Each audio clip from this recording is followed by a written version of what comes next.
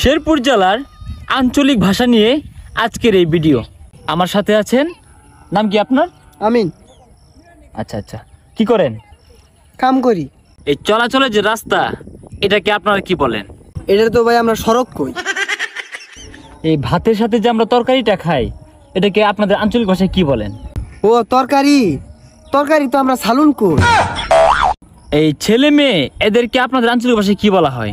ও ছেলে মেয়ে, ছেলে মেয়ের তো আমরা সেরা আর সেরি কই।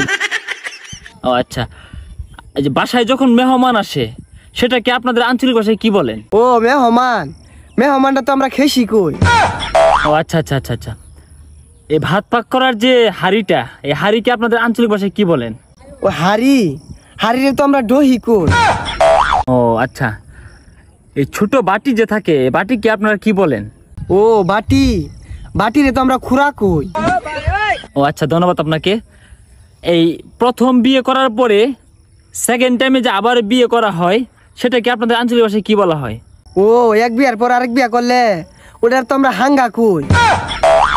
ছেলে কিংবা মেয়ে, এরা যদি পরিবারকে না জানিয়ে বিয়ে করে ফেলে একা একা, সেটাকে আপনারা কি বলেন?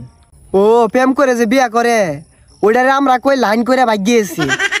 ও আচ্ছা আচ্ছা, খুবই চমৎকার। আচ্ছা, ডিমকে কি বলেন? ডিম? ও ডিম, ডিমের তো আমরা আন্ডা কই। দিন মজুর যে কাজ করে, তাকে আপনাদের আঞ্চলিক ভাষায় কি বলেন? ও দিন মজুর, ওইটার তো আমরা দিন বাউ কামলা কই। হ্যাঁ, খুবই চমৎকার। আচ্ছা, পেয়ারা ফলকে আপনারা কি বলেন? ও পিয়ারা ফল রে, এটার তো আমরা কই হরবি হরবি। মালপোয়া পিঠাকে আপনাদের আঞ্চলিক ভাষায় কি বলা হয়? ও মালপোয়া, ওইটার তো আমরা পোহা পিঠা কই।